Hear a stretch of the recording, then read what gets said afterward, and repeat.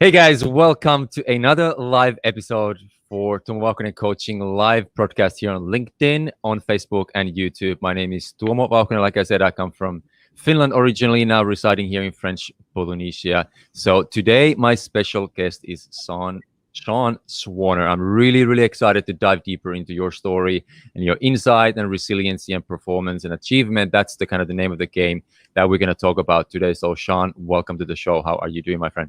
Appreciate it, man. I didn't know you were originally from Finland. Had I known that, I would have asked you, Buhutka Sinagalantia. There we go. You see, you're well traveled, and probably on those mountain experiences, you've probably come across some things. At least few of us, we've climbed the Everest as well. Not myself, but yeah. So let's dive straight into it. And first of all, people that are watching now with us live, if you may leave us a little comment, where are you watching from and who you are, and if you have any ideas or insights or questions that you want to leave for Sean, that would be really interesting to hear your thoughts as the discussion goes along, and then we'll take those questions towards the end, and then we can answer those questions. But please feel free to comment along the discussion as well. So without further ado, Sean, let's dive into your story. You have an incredible story. So walk us through from sort of your teens to where you are right now in a few minutes nutshell. Let's see if we can do that in a few minutes. Let's just do 4 or 5 minutes. That's good. I was gonna say, I think we can do it in a few minutes. Okay. So 13 years old. Well, first of all, I was a normal kid, born in Midwest Ohio, and my backyard was a bean field or a cornfield, depending on the season. So I was pretty much average. I was just like everybody else, and I loved it. I loved life, and I squeezed as much of it as I can, or as I could. But at 13, I was diagnosed with advanced stage 4 Hodgkin's lymphoma. And that's when the doctors actually told my parents, "Hey, your firstborn son, he's going to be dead in 3 months." Wow. So that was the first blow. And as you can imagine, when you're 13 years old, your hormones are kicking in, and you're growing hair in unusual places on your body. And I was losing all my hair. I was losing everything because of the chemotherapy and the treatments. I ballooned up 60, 70 pounds overweight. And eventually, about a year and a half, I think it was, after the miracle of modern medicine, family support, prayer, and just an inner will to get up out the hospital, I walked out a hairless, happy, bloated young man. I was back to being normal again. I was in remission for about a year, going in for a checkup for the first cancer. They actually found a second primary cancer, completely unrelated to the first one. And in fact, in one day, they found a tumor about the size of a golf ball, right on my, I'll show you right here, right about here, on my ribs. So they found that the golf ball sized tumor on an X-ray. They did a needle biopsy where they took a needle about this big and passed it through my ribs to aspirate part of the tumor. They removed a lymph node. They put in a Hickman catheter, which is like a permanent IV. They cracked open my ribs, did a thoracotomy where they removed the tumor. They put in a drainage tube and started chemotherapy in less than 24 hours. Wow. So this time around, the prognosis was very dire. And because no one has ever had both Hodgkin's and Askins sarcoma before. So the second one was Askins sarcoma, again, advanced stage 4 Askins. And that's when they actually told my parents that your firstborn son only has 14 days to live. So I can only imagine what was going through their mind, let alone my mind, because I only had 2 choices, fight for my life or give up and die. But because no one's ever had these 2 cancers, the doctors just had no idea what was going to happen. So my chances of literally surviving both of these illnesses is equivalent to winning the lottery 4 times in a row with the same numbers. Wow. So, you're looking at a living, breathing, walking miracle. I firmly believe that. Went through 3 months of intense chemotherapy, 1 month of intense radiation therapy, where the gamma just pretty much destroyed my right lung. So I only have 1 functioning lung. Then I went through 10 more months of chemotherapy. And every time I was in the hospital for that 3 month and then the 10 month, the treatments were so harsh. The doctors didn't want me to remember how bad they were. So they actually put me in a medically induced coma. I don't remember being basically 16 to 17 years old. Now, granted, some people wish they could probably forget being 16, but I just don't have that option. Wow. So again, I was placed back in remission. I went to, as you call over there, university. We call it college. I went and had a great time. I turned into an incredible party animal. It was a $100,000 party that, thank you, Mom and Dad. I had a great time in college, and then went to grad school and decided that being a psychologist for cancer patients wasn't the proper avenue for me. Mm-hmm. And I wanted to do something to give back to the cancer community. So I wanted to literally use the highest platform in the world to scream hope, something I never had. So what I did was I became the first cancer survivor to climb Everest. And I'm the only person in history to climb Everest, the highest mountain on every continent, called the Seven Summits, complete the Explorers Grand Slam, which is the Seven Summits and the North and South Poles, and the World Championship Ironman triathlon in Hawaii. Wow. So there's one person who's ever done that, and he just happens to have, had 2 terminal cancers, a prognosis of 3 months to live, 14 days to live. He was in a coma for a year of his life, and he did all that with only 1 lung. Right. Okay. Well, that's a little bit of a setup for a conversation that's about to blow off, probably. Yeah, that's incredible. I mean, there's, like you said, there's probably I'm not sure if there's anyone, definitely no one like you, but there's definitely people that are suffering and going through hardship and incredible bad and negative things happen. But if just from that story alone, if you can take something, is that, would you say that everything and anything is possible if we put our mind, soul, body, and feelings into it? Absolutely. And I would also further that by saying that there's kind of tongue in cheek, there really is no difference between me and anybody who heard what I've done, except I might have a warmer jacket. You know, it's all right here. And I'm living proof of that. And I think everything that I've utilized in the mountains and on these expeditions and adventures, the majority of it goes back to what I learned fighting for my life, going through the 2 cancers. Okay, so let's leave those experiences in the mountains for aside just for a little bit, and I want to backtrack a little bit to those cancers, as you said. What was going on in your head, in your soul, when you were kind of quote unquote fighting for it? What was the self-talk? How were you able to kind of pick yourself up? Because, I mean, correct me if I'm wrong, but you probably got lots of different slams coming on you all the time. Like, you know, you'll climb up a little bit and you're taken down. You climb up a little bit, you see a little bit of light, and then somebody shuts the door down on you, correct? So how were you managing that? I obviously with yourself, I'm sure you had a lot of support on your side, the doctors and parents and so forth. So walk us through that sort of internal dialogue, and what were some of the most helpful ideas and sort of mindset shifts and tools that you were using? Absolutely. And the first thought that comes to my mind is actually a story when I was 13 years old and I was losing my hair for the first time. You know, I lost my hair numerous times. I'm just glad I have it, even though I need a COVID haircut, but I'm just happy I have hair now because I lost it so many times growing up. But the first time it started coming out in chunks.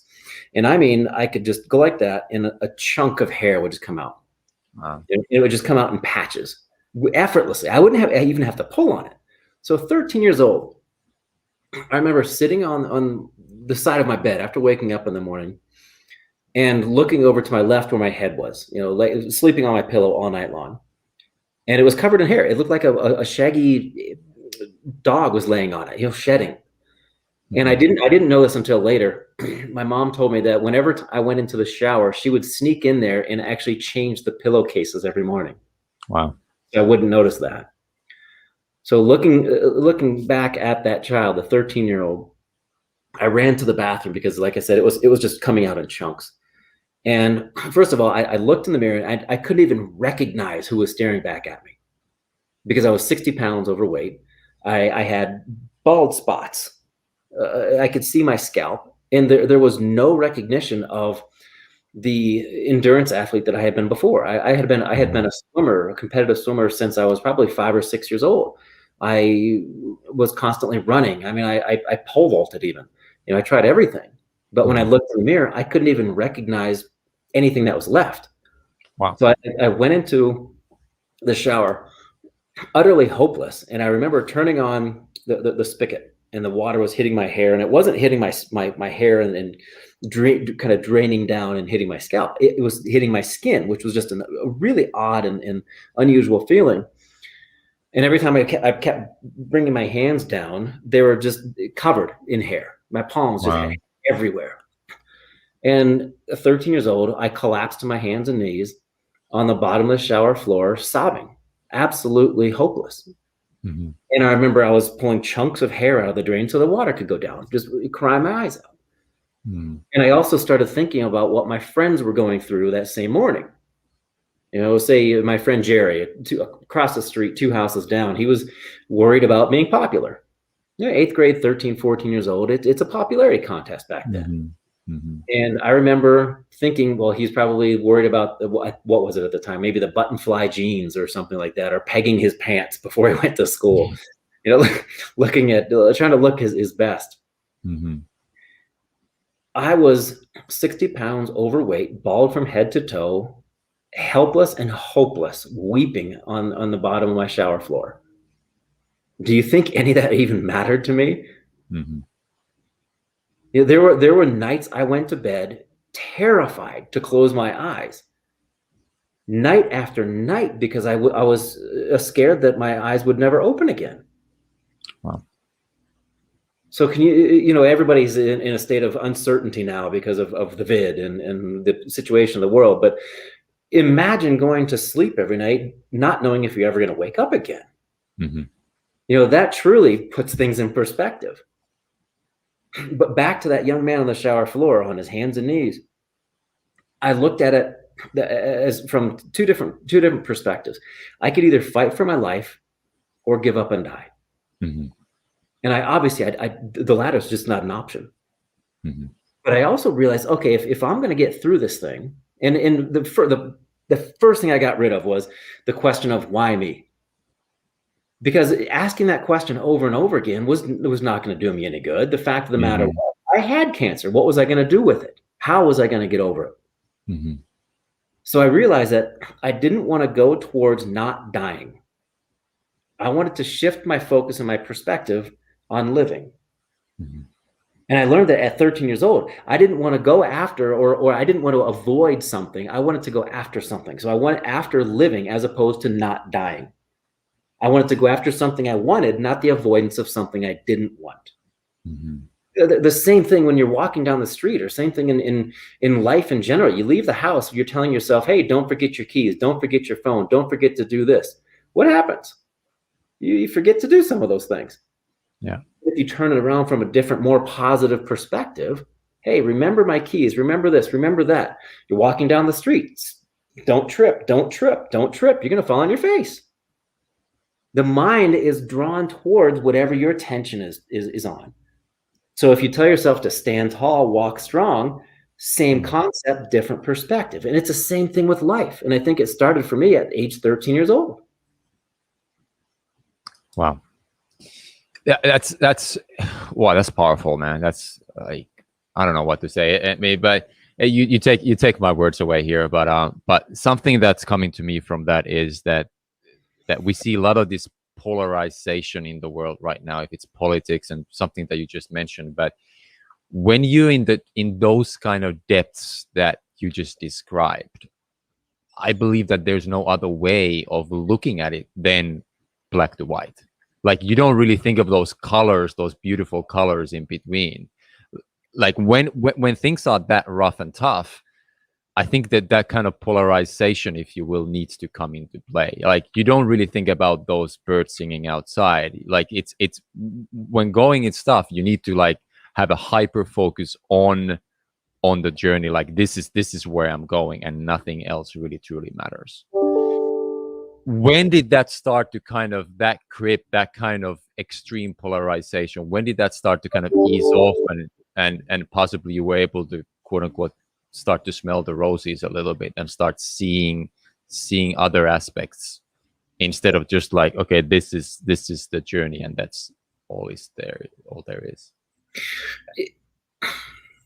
That's a great question, and I'm going to think out loud.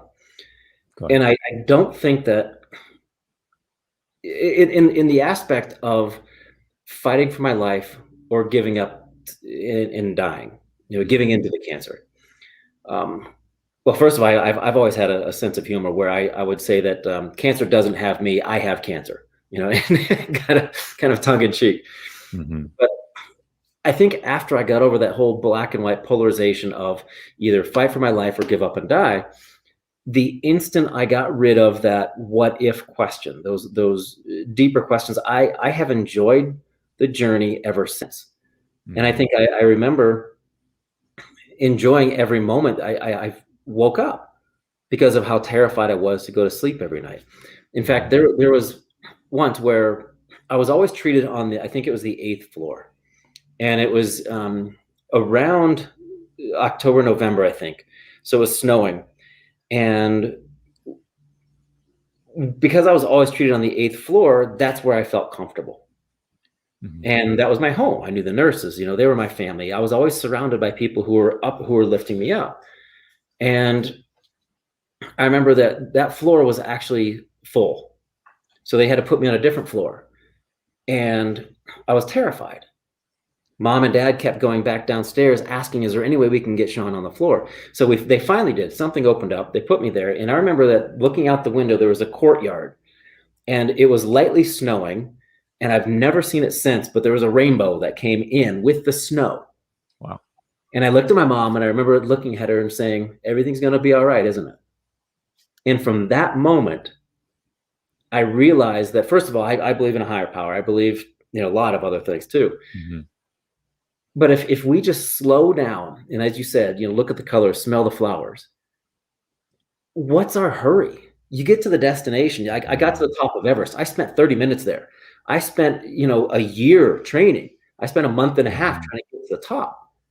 Most of the time when you do get that success, when you do get to the summit of your mountain, when you do get to wherever you're going, you're not going to spend that much time there. Mm-hmm. So mm-hmm. I've learned that every step on the mountain, and I take a group up Kilimanjaro every year. Mm-hmm. We do it as a fundraiser for a cancer charity. And our success rate is double that of the average. And I think it's because we're the only group on the mountain singing, dancing, having a great time. And the summit becomes a byproduct of having fun. What's the point of living if we're not enjoying what we're doing? I love that. That's a takeaway right there. So people listening there, thank you so much for your comments. I'm seeing all the comments there. Just keep them coming, and we're going to get to those comments in a little bit. So outcome versus the process. This is something that we spoke about in the different rooms with you before, and what I'm hearing from that story. So let's transition into the mountains right now and all the quote unquote achievements that you've done, and let's talk a little bit about that achievement perspective. So obviously what you went through was horrendous. You came out on the top. You started winning in life, if you will, internally for sure, and you had a completely different perspective, completely different outlook to life. And you started enjoying the journey. You started enjoying the process. Yet you had these achievements and outcomes, the goals, if you will, for your life, like being a summit of the Everest, what have you, all these other incredible things. You just mentioned there, like you spent 30 minutes on the top of the Everest, and then it took you like a year of preparation to get there, right? So what are the other sort of like, how would you balance this sort of idea of outcome to journey, outcome to the process, journey to the destination, path and goal? Like what are sort of tips and ideas? Because a lot of people are clinging on to that outcome. We are clinging on to the shiny object, and we forget that the path is where the enjoyment comes in. What are sort of ideas? How were you? I mean, obviously you're saying you're dancing on the way to Kilimanjaro. What other ideas you have for that? Well, a couple things. First, I have never reached the summit of any significant peak by myself. There we go. Never. Training, yes. Here I live in Colorado, and we have 14. Live in Colorado, and we have 14,000 foot peaks. We call them 14ers. Mm-hmm. I'll go up and down those training by myself all day. But any significant peak, I've never managed to make it to the summit by myself, because it takes a team. Going through my cancers, I didn't get through it by myself. Anyone who's been touched by cancer is not an individual disease. You're surrounded by your family. You're surrounded by doctors, a team. So if you have a group of people who are helping you get to your summit, and if you can celebrate together, that's fantastic. Or if you make it up there first, reach down and pull somebody else up. Or if you see somebody who's above you who needs a little boost, push them up. So I think that was one of the main things I understood about these mountains is I have never made it up there by myself. Another thing is it's not about the summit. It's not about those shiny things. Because if you're looking at the Ferrari or the next house and you think those shiny things are going to make you happy, mm-hmm. Happiness is a choice. I wake up every morning and I tell myself I'm going to be happy. I can choose how I want my day to go, and I can always choose how to react to anything that happens to me. So if anyone wants to, or if anyone thinks that the new car, the new house, the new wife, the new husband, the new whatever it might be, is going to make them happy, or provide them with any sort of value, you have to feel worthy first. You have to feel worth for yourself before you find any value outside of you. And I think that's what so many people don't understand. They think that, and they keep searching. Maybe the next thing is going to make me happy. And I could look at it the same way. Maybe the next mountain will make me happy. But I truly enjoy the process. I love meeting people. And in Kilimanjaro, again, it's not about the mountain. I've been up there 20 times. I know I can make it. It's about the people, and it's about giving back more. And I this is going to sound really bad, but in a good way. When I guide people to the top of Kilimanjaro now, mm-hmm. I love seeing them cry. Tears of happiness, tears of joy, and tears of emotion. That's what life is all about, changing someone else's life. And when they come up to me at the summit and they say, "Thank you for getting me here," their life changes in an instant when I say, "I didn't get you here." Mm-hmm. Yeah, I love that. Like, we're there as helpers, as guides, as coaches, what have you. But like, we all need each other's on this journey. It's really, even like I like to say though, is even if you're a writer and you write somewhere in the in a log house somewhere out in the middle of the woods, you still need the people to read your books. Right, that's the reason you're more than likely writing, that you want to contribute with your words and with your ideas and with your thoughts. In your case, it's obviously these achievements that you're helping people to bring the best out of them, and all of a sudden, that outcome, that summit, that what have you, serves as a transition point, if you will. Like the journey to get there was absolutely important, but then the summit in this case is the point of transformation. Right. And then so what happens after the summit? Actually, I was thinking about that yesterday. Is like we get there, we're at the top of the summit. And then I think, at least for myself, when I climb up some of the mountains up in Patagonia in the South America, I got to these mountaintops and then I was like, okay, what now? Like, now what? And I think, yeah, you got to go down. And for me, a lot of the times on the downhill stretch, it was the time of reflection. It was when I was reflecting the experience, and that's when I took my journal out and I was writing, and that's when I got those sometimes even deeper insights on the way down. How many times that happened to you when you got to the summit or you achieved something, especially the North Pole, I suppose, was the last one for you in the series? What was the experience of the North Pole? Because you've done all the 7 summits, you've kind of completed your huge achievement. What was the experience at the North Pole like? Did you have that, like, now what? Absolutely. And this is going to sound odd, but it was very anticlimactic. Mm-hmm. When you get to even the South Pole has a marker. They have the South Pole Research Station. You're there. Mm-hmm. the top of Everest, the top of Kilimanjaro. You keep going until you can't go anymore. You know you've reached the summit. Mm-hmm. When you get to the North Pole looks exactly like where you dropped off. Wow. There's no marker. There's no candy striped marker because the polar ice cap constantly moves because of the currents underneath from the Arctic Ocean. I mean, when we were one day, we actually moved. We skied 7 miles north when we were going towards the North Pole. I guess that makes sense now that I'm speaking it out loud. 7 miles north, and because the currents were underneath the ice were flowing against us while we were sleeping, we floated 2 miles backwards. Oh wow.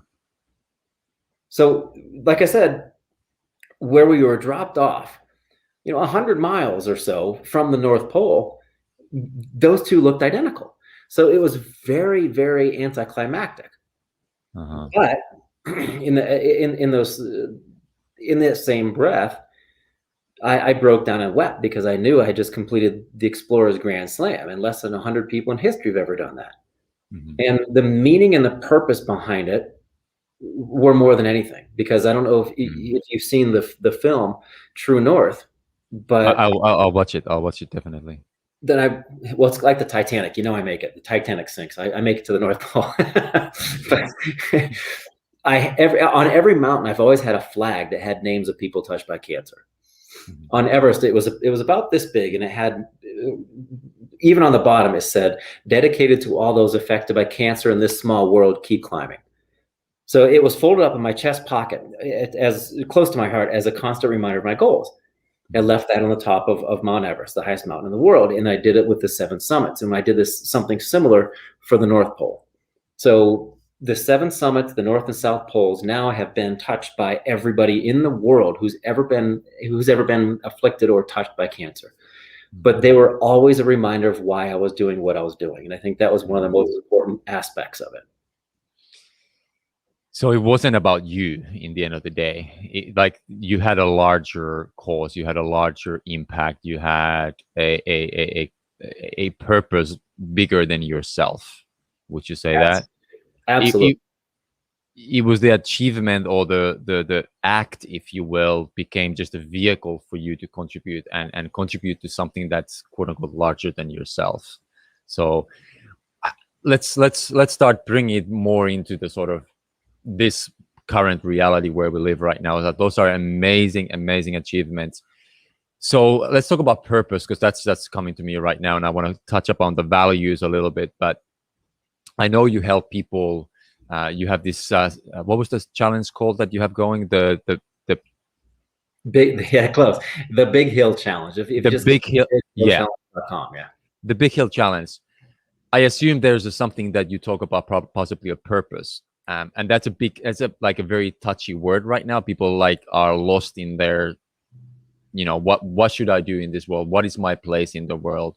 What are sort of ideas and, tools and strategies? How do you help people finding that bigger meaning for their lives? The very first step that anyone needs to take before they find their purpose is understanding who they are at the core. And what those represent are actually your personal core values. So you have to know at your heart who you are, at your heart and in your soul, what your personal core values are. Mm-hmm. What matters most to you. And everyone could potentially have a different list of personal core values. There's nothing wrong with that. We have almost 8 billion people on the planet, and we can all we're all individuals. We've all seen things that are unique to us. So it's completely non-judgmental. So whatever matters to you might not matter to somebody else, and there's nothing wrong with that. Mm-hmm. Just respect those differences. But you have to know what you value. Mm-hmm. And you also then have to know where you're potentially lacking in that value. So I actually, if anybody just emails me, I'll send you a core values assessment I put together. But in the beginning, I list off 60 different values, and then you have to list off from that 60, 10. And that's usually where people stop. Like, okay, these are my values. Mm-hmm. I take it a step further where I have them rate how they're actually living each of those values, 1 to 10. I love that. So for me, and when I first took it, I remember family obviously is one of my personal core values, but I was living that value at a 4. It should be up by a 9 or a 10. Now I know exactly where I need to devote most of my energy and attention every single day to build that one step at a time. Same thing with adventure, personal growth, whatever it might be. If you're honest with yourself and you take that hard look, proverbial look in the mirror, and get to who you are at the core, and you're not afraid of personal growth, this will help you see exactly where you want to start putting attention and energy every single day. I love that. I absolutely love that. We last week we spoke with Brandon, or you know him as well. We talk about, he's one of strategies. It's a values map. So map your values and look at those values each and every day. But I absolutely like, so you look at the values, you put them from 0 to 10 as in significance, and then how am I actually living those values? Let's just go like a little bit in depth into like how often you check up on yourself. Do you do that every day, or do you like weekly or monthly or sort of quarterly, like just to, okay, this is what I'm living and this is what I actually value, and see where the difference is? What does that look like in your practice? I do it every 3 weeks, because I've also developed a journal where I have a morning and evening bookend. In the morning, I write down an affirmation, and then I write down 3 things I will do and 3 things that I will focus my attention on. And those usually they revert back to whatever I'm focusing my energy on, those personal core values. And then in the evening, I write down 5 things I'm grateful for and why I'm grateful for one of them. Again, reverting back to one of the personal core values I'm trying to increase that day. And I can pick whatever it is. But every 3 weeks is designed where I retake that core values assessment without looking at the one I took 3 weeks prior. Because, where you are in life right now and what you value right now isn't the same as what you valued maybe even a year ago or 10 years ago. Because I'm pretty sure I value different things now than I did when I was 18 and I was in university at college. So exactly. So they can potentially change, but you will notice after a while, there's a trend for me. Family's always in there. And now I'm looking at it, my family's up, to 6 or 7. So it's slowly going up. I take that every 3 weeks. And I do that because that's what the journal's like. I fold the journal over, but I take it every 3 weeks to focus on either building the ones that I had 3 weeks prior or building new ones. I love that. Last question before, and by the way, there's people watching us live. Leave us some comments right now. After the last question, I'm going to pick up some of the comments from here for Sean to answer. But also, if something's coming up along this conversation, if you want to just directly ask something very specific, please put that into the chat box. Would love to hear that. That kind of one of the questions that I've always wanted to ask from you is, whenever I hear you and when I see you now live, and whenever we interact on Clubhouse and you've been in our rooms, and I always hear this positivity. I always hear the tongue in cheek. I always see that, like, now I see the smile on your face. I absolutely love that. And you spoke about that piece about happiness. Is that something that, because of those experiences, because all the hardship, you just look at the life completely different way, and you're able to have that sort of, a little bit of a lighter touch? You walk the earth a bit lighter, I would say. And that's what I'm hearing. Correct me if I'm wrong, but it's like, it's to someone that's gone through what you've gone through and achieved what you achieved, you're able to put it into it's just a fun, loving, and a happy perspective. How do you do that? That's a great question. And if I told you I was always happy, I was always positive, I'd be lying. It's not 100% of the time. I have my down days just like everybody else, but I'm also very aware of that. I'm very mindful of my emotions and how they affect me. And I also know that when I need to take a time out, I take a time out. Every Monday, I actually have Monday me time. And I know my wife's sitting over here, and she's like, where's Sean? Oh, he's downstairs in the bathtub. I take some time out. It could be 30 minutes, it could be 2 hours, whatever I need to just sit there. And you can call it meditation, you can call it focus, you can call it prayer, you can call it whatever you want. But I think that really helps too. And I call it Monday me time, where I just disappear. How long is that? It could be anywhere from 30 minutes to 2 hours. It depends on how much hot water we have that day. But it's also a practice where I have learned to look for the good side of things. I notice the bad things just like everybody else, but I don't fixate on them. I don't focus on them. I don't expect that to happen. And through visualization, every single night, I focus on what I want at the end result. Not necessarily the monetary stuff, but the things that I'm going to do in life.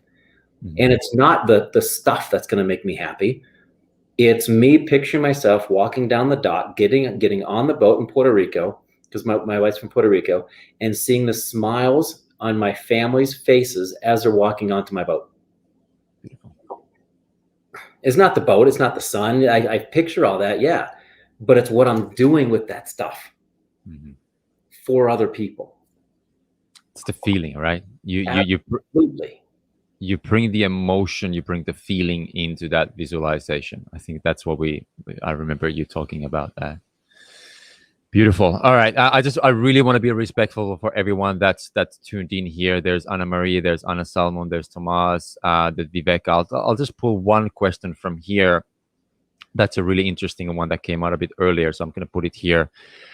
What daily habit did you instill in yourself then during illness that you brought into your day-to-day today? That's from Vivek Hess. I see that. That's actually a very easy question to answer. And I don't know if you've ever read. Do you know who Bill Watterson is? He was the comic writer, not comic book, but comic of Calvin and Hobbes. And it was this young. I don't know the age. I would probably say 4 or 5 years old. He had this a stuffed tiger, and in his mind, the imaginary tiger was real. His alter ego was a guy named Spaceman Spiff. Okay. So when I was 13, I had a crazy imagination, and I visualized myself, my alter ego, as Spaceman Spiff. And I actually pictured myself in a microscopic spaceship in the chemotherapy bag, in the IV drip. Really?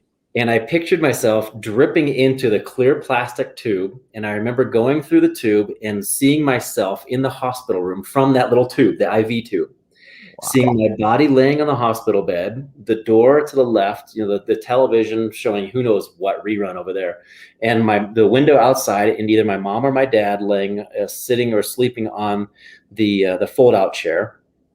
And then I remember getting pushed into my body where it became dark, and all these little spaceships would gather in the heart, like the command center.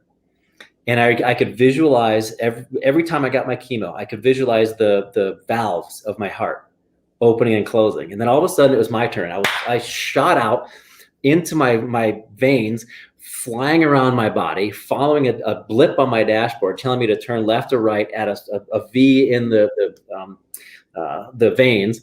And I would sneak up on a cancer cell, and I would shoot it with lasers and missiles and everything else that were laden with chemotherapy. Wow. So I did that every single time I had my treatment. So in my mind, I killed the cancer from the inside out, utilizing what was going into my body. So what I did through then with and I took a little bit further, I visualized myself swimming again on the summit of Everest. We've talked about this. I smelled the ozone. I could hear the styrofoam crunching of the snow beneath my feet. I could feel the sun's radiation burning my skin. I came home, I had radiation burns on my face and my forehead. And now every time I go to bed, I do the same thing. So every single day I'm visualizing, and I have this mind-body connection that's incredibly strong. In fact, I tested it once by running the New York City Marathon without training. Did I finish? Yeah. Did it hurt? Absolutely. I remember I had 100 yards left, and I was running, and my hamstring seized up. So I bent over to stretch out my hamstring. My quad seized up. So then both my front and my back leg were tight. And I was kind of hobbling through, but it was the emotional attachment to the end result that got me there. And I still do that every single day. Wow. Like that story that about the starships and going through the tubes. Well, I'm laughing, but there's so much truth and power at the same time. And that's we talk a lot about how can we add play into our serious life. And I think that that story right there, just it's a perfect illustration that we need to add play and creativity into this seriousness of everyday grind, if you will. And I think, yeah, go ahead. I was gonna say, and that makes me wonder too. Do we stop imagining and having fun because we grow up, or do we grow up because we stop imagining and having fun? Love that. I love that. I know there's someone listening, Anna Maria, who's probably gonna have a lot of ideas about that. Like that's like I have a well, we have, excuse me, we have a 15-month-old son right now in the house, and it's all about play. It's all about creativity. It's all about exploration.